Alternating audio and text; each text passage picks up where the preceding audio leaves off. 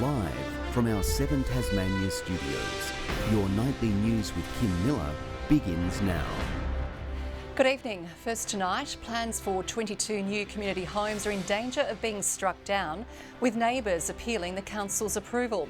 Their concerns come as a number of new builds stall in the middle of a housing crisis. 22 homes for those with nowhere else to turn.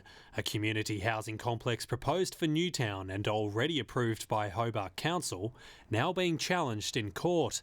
Neighbours citing concerns around density and parking. I'd be most disappointed if there was representation put forward in the sense that they didn't support social affordable housing in their municipality. Tasmania's housing wait list is still above 4,500. Only 10 new social houses were completed last month. Tools are down across the state. Building approvals are at a 6-year low, down by 20%. The housing boom appears to be over, and that the government actually needs to own up that there is an issue here. The Tasmanian economy is still going gangbusters.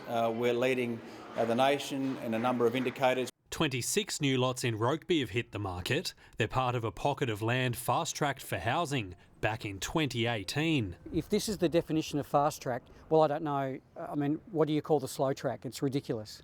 At $265,000, it's some of the cheapest land available on the Eastern Shore. It's still steep for a lot of people who are struggling to enter the housing market. Well, that is the market, and what is important is that we are trying very much as a state government to ensure that people don't lose sight of the great Australian dream of owning their own house. A dream that feels far away for many. Josh Duggan, 7 Tasmania News.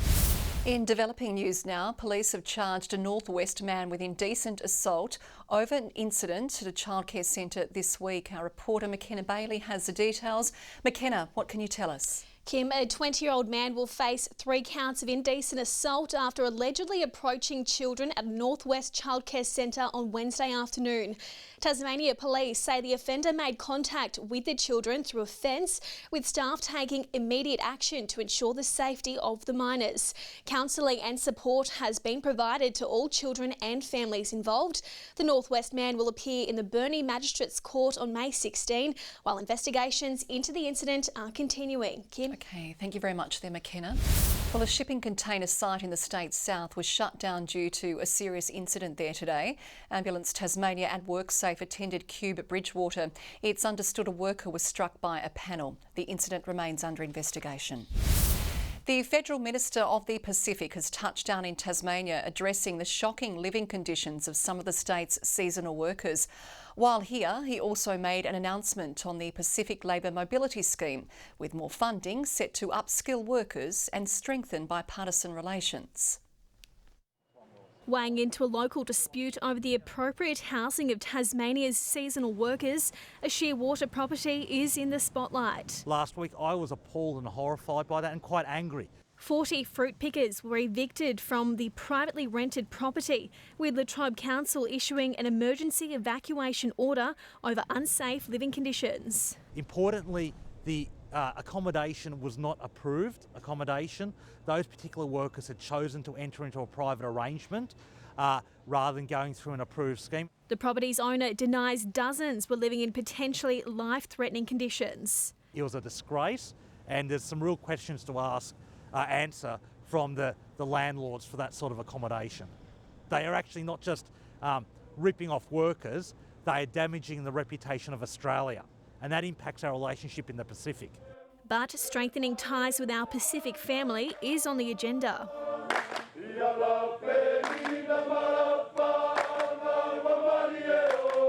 Under new PALM scheme funding, the Commonwealth will contribute up to half the cost of training qualifications. This scheme is good for Australian employers, it's good for Pacific workers, and it's great for the Pacific-Australia relationship. The new reforms will make skills training more accessible and free for seasonal workers. It's a direct employer for 8 years now, and we've seen a lot of workers that have started as a picker but have started to improve their skills. We would like to have opportunity also to do some sort of short course while we are here to also support us and improve our capacity building while we are here in Australia. McKenna Bailey, 7 Tasmania News. In breaking news, elevated levels of heavy metals have been detected in the water at the West Coast District Hospital. For more, we're joined by reporter Mark Zeta. Mark, what's the latest? Kim, the Department of Health issued a statement a short time ago saying it will implement established water testing and safety protocols at the site as a precaution. Staff, patients and visitors have been advised against consuming water on hospital grounds until further notice, with bottled water being provided. Public Health Director Dr Mark Veach says there's nothing to suggest there is any risk from the water supply in the wider Queenstown area. However, the department is working with TasWater to coordinate further testing of the water supply. Kim? Okay, thank you there, Mark. Well, critics have lashed the appointment of a new chair of the Mount Wellington Cableway Company as a conflict of interest. Tony Mayle, former Principal Tourism Advisor to the Premier, has taken over the role months after leaving Jeremy Rockcliffe's office. Mr Mayle has more than a decade's experience steering tourism bodies. The Premier reiterated the government's support of the project on Tuesday. The government has refused to say how much it spent on a new Brand Tasmania campaign. Phase 1 of the Powered by Tasmania ad rollout launched today, depicting the state's rich renewable history with an emphasis on its future. What if we kept following a path that we've been on for 100 years to a remarkable, renewable future? What if that future was powered by us? Tasmania is 100% self-sufficient in green power and the first Australian jurisdiction to achieve net zero emissions. The campaign aims to help viewers understand the path of renewables and strengthen support in the sector. Police numbers on the front line will be bolstered with a new cohort of constables ready to take to the streets. The graduates are being deployed across the state as the service continues to grow its recruitment numbers. A momentous occasion signalling the beginning of a new policing chapter. With an aim to grow force numbers to their largest contingent yet, 26 officers are now fully equipped to serve. Who will go onto the front line from Monday onwards in Tasmania Police. It's been an excellent result because for the first time in a long time, 26 recruits started this recruit training course and 26 have graduated. Daniel Bartley came out with top marks in the course, making the move from the Queensland ranks to start a new life in Tasmania. It's a little bit surreal at the moment. It's just been quite a long process and I'm just glad to be here today and finally finished. Coming face to face with the top cop, the constables will take up their new careers in stations spanning from Burnie to Hobart. We also had present today as well the next recruit course 2, which is going to be the largest in Tasmania's history. This graduating class means there is now more than 1,300 full-time staff on the beat, all ready to crack down on crime in the community. I've always wanted to do it since I was a teenager, and going through school I really liked the aspect of different things every day.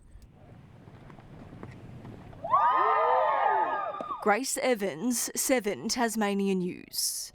For many years, Tasmanians have been wondering what lurks underneath the Cataract Gorge at First Basin. Now, an Australian Maritime College project has sought to dispel the mystery.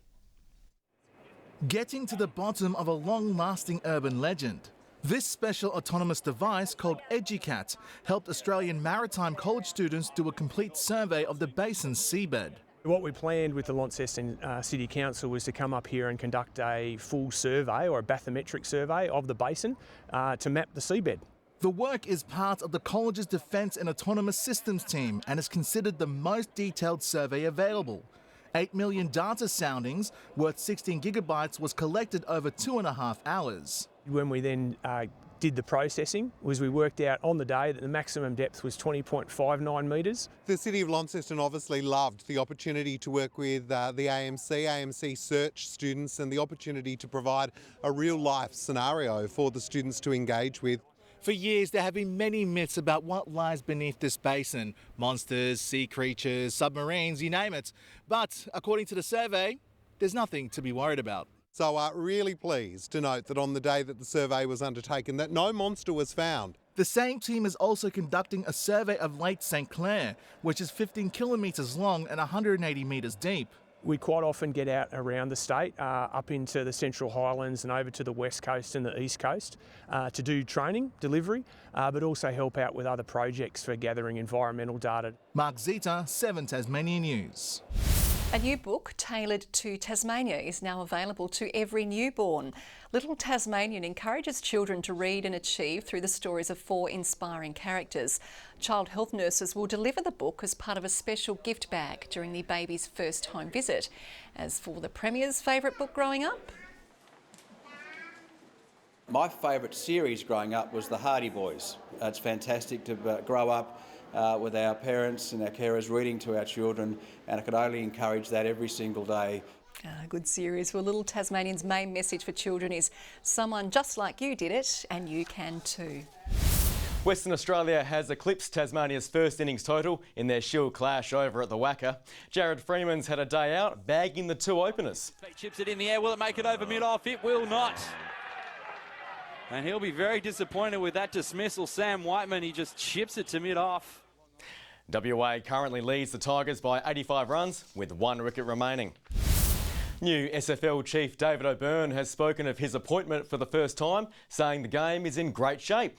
Casting aside doubts about his workload, O'Byrne says he can handle it alongside his duties as a Member of Parliament. And I think when you've got an opportunity to put your hand up to help out and help the league and help the sport grow in Tasmania, then I think you've got a responsibility to do that.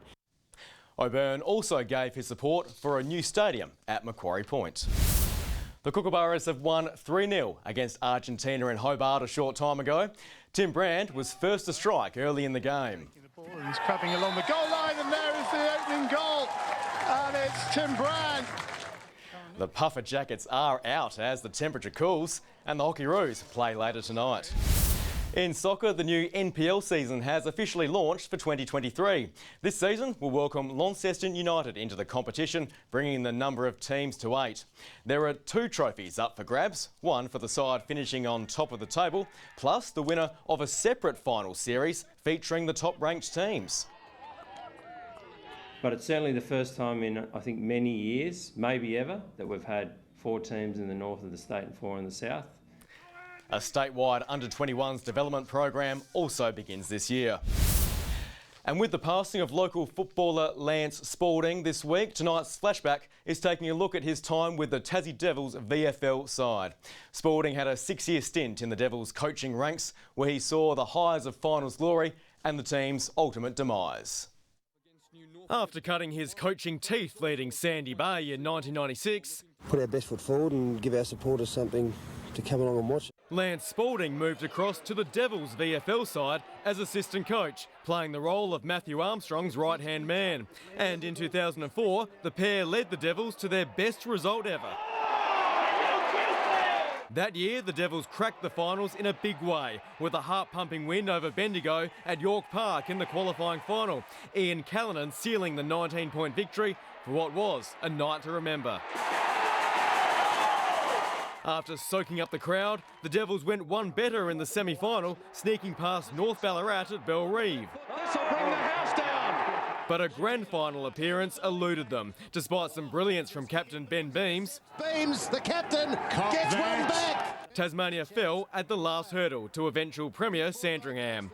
But Spalding will forever be linked to the Devils' last season in 2008, when he was thrown into the head coaching role midway through the year. With the Devils facing extinction, Spalding had the dubious honour of coaching their last poignant game against Box Hill. The result was a 92-point drubbing, but nearly 2,000 fans watched on until the end as the team said goodbye. Very moving to see them all there, and I think the boys really appreciated the fact that there was such good support. A moving farewell to Tasmania's foray into the VFL. Good evening. Hobart recorded 18 degrees today. Launceston the warmest, 23. Low 20s for Devonport and Burnie. Temperatures varied today, below average over most areas, but warmer than normal over the northeast. Low Head and Bushy Park 22. Flinders Island and Smithton 21. King Island 19. St Helens and Strawn 18 today. Lyowini -1 overnight to a high of 15. A fair bit of sun over the state today. Some low cloud over parts of the north and southwest. Low to mid-level cloud sits over the Bight. A broad band of high cloud showers over the northeast of the nation. A large part of the country, though, is cloud-free. Tomorrow, the high ridging up the east coast of the nation is fairly weak. We have a low over the Gulf of Carpentaria connected to a trough reaching further south to another low. Westerly winds will tend more northeasterly to easterly, up over 30 knots in the north and south, swells to 3.5 metres. Strong wind warning for those areas from Sandy Cape to St Helens Point and also from Tasman Island to South East Cape. Into the weekend we go, and Hobart a top of 23 and partly cloudy. Medina 22 the high and 21 the top for Oatlands. Fine but partly cloudy. Maybe a late storm for Launceston, 24 the maximum, 21 for Devonport, a late storm forecast for Lyowini, 5 overnight and 16 the high, 19 the top for Burnie, a possible storm, a showery day, partly cloudy for Strawn, 23 the maximum, 21 the top for Marrawar. And for St Helens, late showers 20, 21 for Swansea and also Orford. UV settling at 8 again in the very low section of the very high range. Now for Sunday, showers easing from most areas, however continuing for a time over the north and east. The winds picking up on Monday as showers contract to the north and west, and on Tuesday very windy through Bass Strait with a few more showers forecast. Mostly sunny in Perth and Adelaide, 30 and partly cloudy in Melbourne, a shower over Canberra and Sydney, sunny weather forecast for Brisbane. And at 16 right now in Hobart, Launceston 19 degrees, Devonport 17. Have a great weekend, Kim. I was going to say you too, but you are reading this weekend, so all the best with that. Good night, everybody.